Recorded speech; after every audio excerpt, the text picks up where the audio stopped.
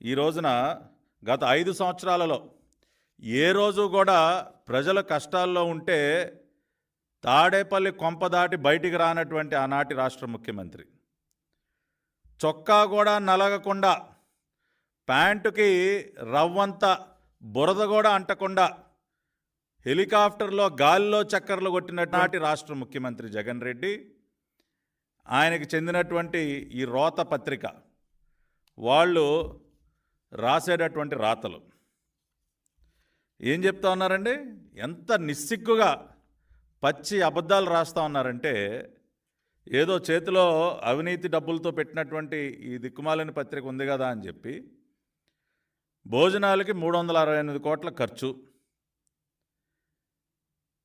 అదేవిధంగా మంచినీళ్ళ బాటిళ్ళకి 26 కోట్లు, అగ్గిపెట్టెలు కొవ్వొత్తులకి 23 కోట్లు అని ఇష్టానుసారం తప్పుడు లెక్కలన్నీ కూడా రాయటం, ప్రజల్ని మభ్యపెట్టేటటువంటి ప్రయత్నం చేయటం. వాళ్ళ సొంతంగా వాళ్ళు ఒక్క వాటర్ బాటిల్ కూడా ఇవ్వాల. జగన్మోహన్ రెడ్డి వచ్చాడు, అరగంట సేపు మీడియా ముందు షో చేశాడు, వెళ్ళిపోయాడు. కనీసం ఒక వాటర్ ప్యాకెట్ అయినా జగన్మోహన్ రెడ్డి తన చేతుల మీదుగా ఆ రోజున కష్టాల్లో ఉన్నటువంటి లక్షలాది మందికి అందించాడా అని అడుగుతా ఉన్నా. వైసీపీ నాయకులు ఎవరైనా ఇదిగో మేము ప్రతిపక్షంలో ఉన్నా సరే ప్రభుత్వానికి సహకారంగా మేము కూడా మా వంతు సహాయం మేము చేస్తామని చెప్పి ఏ వైసీపీ నాయకుడైనా ఇంటింటికి వెళ్ళాడా? విజయవాడ వరదలు వచ్చినప్పుడు చంద్రబాబు గారు ఎంత కష్టపడ్డారో, విజయవాడ ప్రజల్ని సురక్షిత ప్రాంతాలు చేర్చడం కోసం సహాయక చర్యలు ఏ రకంగా చేశారు ప్రజలందరూ చూశారు, ఆంధ్ర రాష్ట్రం అంతా చూశారు. ఆ పైగా సింగనగర్ ప్రజలు చెప్పుకుంటాను కూడా దేవుడితో కొలిచారు.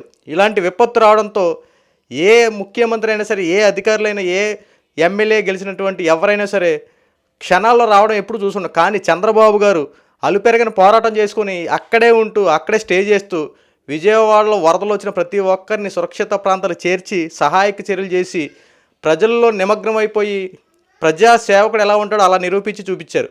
దీన్ని ఈ రోజున కొంతమంది పేటీఎం బ్యాచ్లు, అలాగే జగన్మోహన్ రెడ్డి వార్తాపత్రికలు కానీ ఫేస్బుక్ ఛానల్స్ కానీ ఎటు చూసుకున్నా సరే వరద సహాయంతో కొన్ని కోట్ల రూపాయలు నొక్కేసినటువంటి చంద్రబాబు గారు అని చెప్పి ట్యాగ్ లైన్లు వేసి ఇష్టసరిగా వాగుతూ ఉన్నారు. అరే కనీసం మీకు బుద్ధి, జ్ఞానం, చీవునిత్ర ఇలాంటివి ఏమైనా ఉన్నాయా? చంద్రబాబు గారు చేసినటువంటి సహాయం చేయడం మానేసి ఏనాడైనా నువ్వు ముఖ్యమంత్రి గెలిచినప్పుడు ఇలాంటి వరదలు, ఇలాంటి విపత్తులు వచ్చినప్పుడు నువ్వు ఎక్కడైనా భూమి మీద నివసించావా? ఎప్పుడు చూసినా ఆ ఫ్లైట్లో వెళ్ళి టాటా బాబాయ్ చెయ్యూపుతమే తప్ప ప్రజల్లో తిరిగింది ఏమైనా ఉందా? ఉదుత్ తుఫాన్ వచ్చినప్పుడు ఏమైపోయావు ఆ రోజున? అప్పుడు లేవు. తర్వాత నిన్నగా కొన్ని రోజుల క్రితం అంతకుముందు నీ అధికారంలో ఉన్నప్పుడు గోదావరి పొంగిపోయినట్టు ఉంది. అప్పుడు ఆ పొంగిపోయినప్పుడు నువ్వు ఎక్కడున్నావు? కనీసం వచ్చావా? వచ్చినప్పుడు ఆ పక్కన కూర్చొని ప్రెస్ మీట్ పెట్టి వెళ్ళిపోయావు తప్ప, ఆర్థిక సహాయం చేస్తున్నా కాపాడేస్తానని చెప్పి వెళ్ళిపోయావు తప్ప. అప్పుడు కూడా చంద్రబాబు గారు నీళ్ళలో తిరిగి అనేక మందిని పరామర్శించిన విధానం, బోట్లో వెళ్ళి చూసిన విధానం మనం చూడలేదా? బోట్లో వెళ్ళి పరామర్శించిన విధానం చూసిన మనం అప్పుడు చూసాం. అధికారం లేదు అప్పుడు. అధికారం లేనప్పుడు కూడా ప్రజల్లో తిరిగి ప్రజలను కాపాడే విధంగా సహాయ చర్యలు చేశారు. అధికారం వచ్చిన తర్వాత కూడా సేమ్ ఇప్పుడు వరదలు వస్తే ప్రతి ఒక్కరిని ఎలా కాపాడారో మనం చూసాం. ఎంత దారుణంగా రాశారంటే వాళ్ళ రాత్రి ఒకసారి మీకు వినిపిస్తా చూడండి. ఎంత దారుణం అంటే, వరద సహాయంలో బాబు సర్కార్ భారీ స్కామ్ అట. అరాకొర సాయం చేసి 100 కోట్లు వెచ్చించినట్లు దొంగ లెక్కలు. మొత్తం సుమారు 534 కోట్ల 94 లక్షల 46,000 వెచ్చించారంట. అంటే సుమారు 500 కోట్లు దాటేసిందని చెప్పి వాళ్ళ లెక్కలు. ఎవరో ఈ వైసీపీ లెక్కలు వేసారు. కూర్చున్నప్పుడల్లా చంద్రబాబు ఏ రూపాయి ఎలా పోయినారో లెక్కలు వేసుకుంటూ కూర్చున్నారు వాళ్ళు ఇంట్లో కూర్చొని. ఎందుకంటే ఒక పక్కన వరదలు వచ్చి మునిగిపోతా ఉంటే వాళ్ళ ఇంట్లో కూర్చొని లెక్కలు వేస్తున్నారన్నమాట. చంద్రబాబు రూపాయి ఎలా ఖర్చు పెడుతున్నారు, ఏ రూపాయిని ఎలాగా చేస్తున్నారని చెప్పి వాళ్ళ ఇంట్లో కూర్చొని లెక్కలు వేస్తారు. పాపం వాళ్ళకి ఇంకే పని లేదు కదా. ఆహార సరఫరా కోసం 368 కోట్ల 18 లక్షలు ఖర్చు పెట్టారంట. మంచినీటి ప్రాజెక్టుల కోసం మంచినీటి ప్యాకెట్ల కోసం 26 కోట్ల 80 లక్షలు పెట్టారంట. వైద్య సహాయానికి 2 కోట్లు, నిత్యావసర వస్తువులకు 1 కోటి రూపాయలు, జనరేటర్లు, కొవ్వొత్తులు, అగ్గిపెట్లకి 23 కోట్ల రూపాయలు. అరే కనీసం అన్నం తినేవాడైనా ఇలాంటి రాతలు రాస్తాడా? మీ దగ్గర ప్రూఫ్లు చూపించండి. కనీసం ఎంత ఖర్చు పెట్టారు, ఎంత చేశారు, అగ్గిపెట్టెల కోసం 23 కోట్ల రూపాయలు ఖర్చు పెట్టారని చెప్పి ఇలాంటి చిల్లర రాతలు రాసే వాళ్ళందరికీ ఒక్కసారి చెప్తున్నా, ఒక్కసారి నిరూపించండి. చంద్రబాబు గారు వరద సహాయంలో ప్రజలకి ఎటువంటి సహాయం చేశారో వాళ్ళకి తెలుసు. ప్రతి ఇంటికి 25,000 రూపాయలు ఇచ్చి అందరిని ఆదుకున్న విషయం అందరికీ తెలుసు. ప్రతి వాళ్ళ బైక్ రిపేర్ల దగ్గర నుండి వాళ్ళ ఇల్లుని క్లీనింగ్ చేయడం కోసం ఆంధ్ర రాష్ట్రంలో ఎక్కడెక్కడ ఫైర్ రీజన్లు ఉన్నాయి, ఎటువంటి చెత్త సమస్యలు అన్నీ A to Z మిషన్లన్నీ అక్కడే ఉండి పనిచేసిన విషయం మనం చూసాం. చంద్రబాబు డ్రోన్లు అదంటే ఆ క్రొక్లైన్లు ఎక్కారా, బుల్డోజర్లు ఎక్కారా, నడిచి వెళ్ళారా, బోట్లలో వెళ్ళారా, ప్రతిది A to Z మనం పిన్ టు పిన్ చూసాం. అరే కనీసం ఒక్కసారి రాజకీయాలు పక్కన పెట్టి మానవత్వం ఒకసారి ఆలోచించండి. ప్రజలు ఎంత సురక్షితమైనటువంటి మళ్ళీ వాతావరణం అక్కడ ప్రజలు కల్పించి విజయవాడను మళ్ళీ యథాస్థితిగా తీసుకొచ్చినందుకు చంద్రబాబు గారు ఇచ్చే మీరు ఈ గౌరవం, ఈ బిరుదులా మీరు? కనీసం అన్నం తిన్నవాడు ఎవడైనా ఇలాంటి రాతలు రాస్తాడా?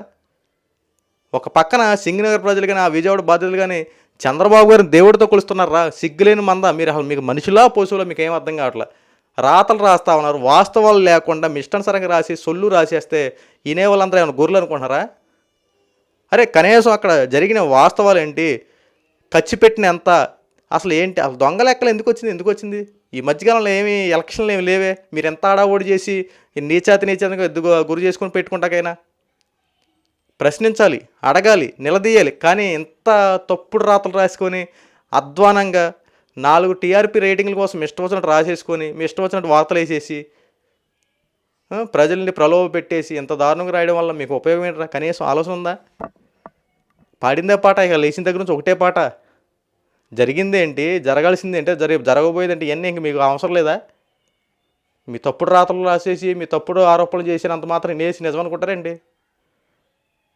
అరే వరదలు వచ్చి అంత మందిని కాపాడితే మీలోనే కొంతమంది అనేక మంది మెచ్చుకున్నారు. వైసీపీ పార్టీలో చాలామంది కార్యకర్తలే కానీ, చాలామంది నాయకులే కానీ, చాలామంది బాధితులే కానీ అక్కడ ఉన్నటువంటి వరదల్లో చిక్కిపోయినప్పుడు మీ వైసీపీ బాధితులు లేరా?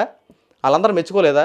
ఏమయ్యా జగన్మోహన్ రెడ్డి నువ్వు వచ్చావు, కనీసం నీ ప్రజల దగ్గరికి వెళ్ళేవా? ఆ ప్రెస్ మీట్ పెట్టి అరగంటలో వెళ్ళిపోయి అక్కడి నుండి కనీసం అక్కడ ఉండే ఉన్న సహాయక చర్యలు అని చేయగలిగేవా? ప్రతిపక్ష హోదాలో కావాలని చెప్పి ఎగిరేవు కదా. ప్రతిపక్షంలో ఉన్నప్పుడు అనుకుందాం, నువ్వు ప్రతిపక్షం లేదనుకో, కనీసం మాజీ ముఖ్యమంత్రి కదా. మాజీ ముఖ్యమంత్రిగా నువ్వు ఉన్నప్పుడు నువ్వేం చేయాల్సిన పని ఏంటి? చంద్రబాబు కన్నా ఎక్కువ చేసి చూపించాలి కదా నువ్వు. ప్రభుత్వం కూడా పట్టించుకోలేదు, జగన్మోహన్ రెడ్డి వచ్చి పట్టించుకోనని చెప్పడానికి అంతకన్నా ఎక్కువ చేయాలి కదా. చేసేది ఏముండదు. బిల్డప్లో మాత్రం ఆకాశాన్ని అందేతాయి. అక్కడ కూడా గ్రీన్ మ్యాట్ విజువల్స్ చేయడానికి అక్కడ నీళ్ళు ఉన్నాయి కాబట్టి కుదరలేదు. కానీ గ్రీన్ మ్యాట్ వేసే కనుక ఒక దారుణం ఉంటే కనుక వేసేసి కొన్ని వందల మందిని కాపాడినటువంటి జగన్మోహన్ రెడ్డి నుంచి చెప్పి రాపించేసేవాడివి. అయినా జగన్మోహన్ రెడ్డి గారు ప్రజలు వాస్తవాలు చూస్తున్నారు, ప్రజలకు అన్నీ తెలుసు. విజయవాడ పరిస్థితులు ఏ రకంగా ఉన్నాయి, ఎంత జరిగింది, ఏ రకంగా కాపాడారు, ఎంత వెచ్చించారు, ఇవన్నీ ప్రజలందరికీ తెలుసు. కనీసం మాట నోట్లోంచి వచ్చే మాట చాలా పొదునుగా ఉండాలి, చాలా ఆలోచనతో ఉండాలి, చక్కగా మాట్లాడితే సంస్కారం ఉండాలని చెప్పి అంటుంటారు. మీకు అలాంటిది ఏమీ లేదు. మాట్లాడేయడం అంతే, వ్రాసేయడం అంతే. చంద్రబాబు గారు ఎందుకు ఊరుకున్నా కానీ అర్థం కావట్లేదు. కానీ అసలు మీ తప్పుడు రాతలకి ఈసారైనా చంద్రబాబు రియాక్ట్ అయ్యి మీ రాతలకి చెక్ పెట్టకపోతే ఆంధ్ర రాష్ట్రాన్ని నాశనం చేసేస్తారు. అయ్యా చంద్రబాబు నాయుడు గారు, మీరు ముఖ్యమంత్రి ఉన్న టైంలో డిప్యూటీసీ పవన్ గారు మీ ఇద్దరికి ఒకటే వినిపించుకుంటున్నాం. దయచేసి ఇలాంటి తప్పుడు రాతలు రాసే వాళ్ళకి కొద్దిగా మీరు బుద్ధి చెప్పండి అయ్యా. వాస్తవాలు ప్రజలకి చెప్పే విధంగా రాయకుండా ఇష్టానుసారంగా చెత్త రాసుకుంటా జరిగింది జరగనట్టుగా జరగబోయినట్టుగా ఏదో ఇష్టానుసారంగా వాళ్ళు తోసింది రాసుకుంటూ వెళ్ళిపోతున్నారు. ఇలాంటి వాళ్ళకి చెక్ పెట్టకపోతే రానున్న రోజుల్లో రాష్ట్రాన్ని ఎంతకన్నా దారుణంగా చేస్తారు. ఇప్పటికైనా ఆలోచించి చంద్రబాబు గారు కొద్దిగా ఇలాంటి వారి మీద సివియర్ యాక్షన్ తీసుకోకపోతే చేసిన మంచి కనుమరుగైపోద్ది, తప్పుడు రాతలు నిజమైపోతాయి. ఖచ్చితంగా ఇది వాస్తవం. ఎందుకంటే చేసిన మంచి కనపడబోయిన పర్లేదు, కానీ వాస్తవాలు ప్రజలకు వెళ్ళేటప్పుడు న్యాయంగా నిజమైన మాటలు వెళ్ళాలి. ఇలాంటి అబద్ధపు మాటలు వెళ్ళి తప్పుడు రాతలు రాయడం వల్ల దాని వెనక వచ్చేటటువంటి పరిణామాలు ఎంతగానో దారుణంగా ఉంటాయి. కానీ జగన్మోహన్ రెడ్డి గారు మీరు చేసే పని నిజంగా చెత్తని. ఎందుకంటే వాస్తవాన్ని ఎంత దారుణంగా అవాస్తవం చేయాలని చెప్పి ప్రయత్నిస్తున్నారు చూడు. నిజంగా మీలాంటి వాడు ఇంకొకడు ఉండడం. ఎందుకు వచ్చినాయి రాజకీయాలు? 11 సీట్లు ఇచ్చినా సరే ఇంకా మీరు ఎంతకన్నా దారుణంగా ప్రవర్తిస్తున్నారంటే ఏంటో అర్థం కావట్లేదు. ఇప్పటికైనా మీరు మారు మనసు రాకుండా మీరు ఇష్టానుసారంగా ఏదో చేసుకుంటే కనుక ప్రజలు మిమ్మల్ని ఖచ్చితంగా మర్చిపోవడం గ్యారంటీ. మీ పార్టీ ఉండదో లేదో పక్కన పెడితే ఖచ్చితంగా మర్చిపోవడం గ్యారంటీ.